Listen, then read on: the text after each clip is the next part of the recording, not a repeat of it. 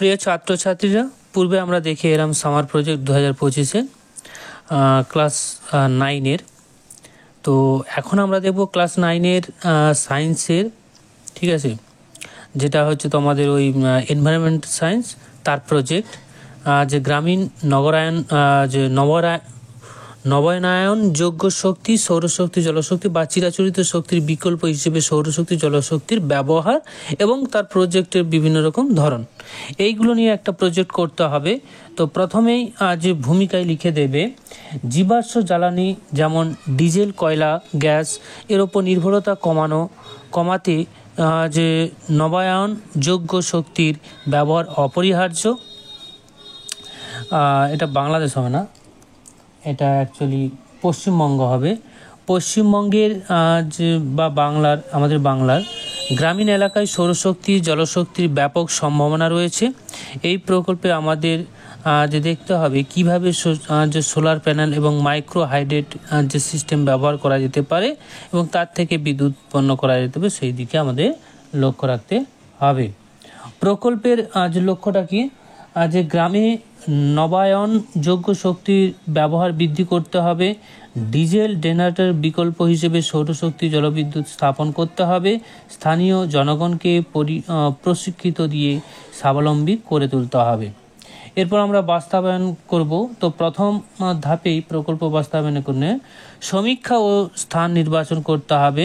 সৌরশক্তির জন্য দিনে 5 থেকে 6 ঘন্টার সূর্যালোক আছে এমন এলাকা বেছে নিতে হবে।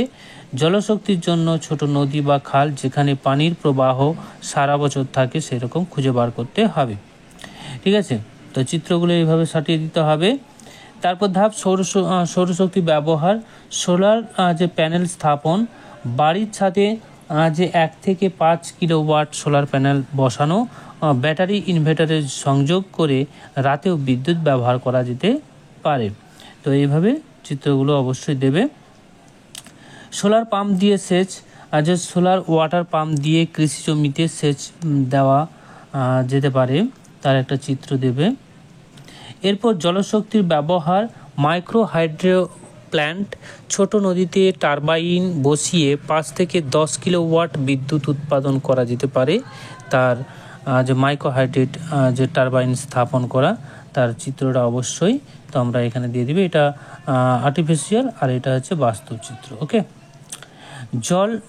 জল টারবাইন দিয়ে বিদ্যুৎ, খাল বা ঝর্ণার পানির প্রবাহকে ব্যবহার করে বিদ্যুৎ উৎপন্ন করা হয়, টারবাইনের চাকা ঘোরানো হয়। স্থানীয়ভাবে তৈরি জল টারবাইন, তার একটা চিত্র অবশ্যই দিয়ে দিবে তোমরা। এরপর প্রশিক্ষণ ও রক্ষণাবেক্ষণ। তো স্থানীয় যুবক বা ইঞ্জিনিয়ারদের প্রশিক্ষণ দেওয়া হবে, প্রতি মাসে সিস্টেম চেক আপ করাতে হবে।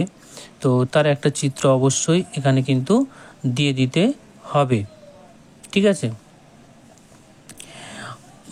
যে প্রত্যাশিত ফলাফলটা কি, গ্রামে 100-র বেশি পরিবার বিদ্যুৎ সংযোগ করা যাবে, ডিজেল জেনারেটরের ব্যবহার 70% কমানো যেতে পারে, কৃষি ও ক্ষুদ্র শিল্পের উন্নতি ঘটবে।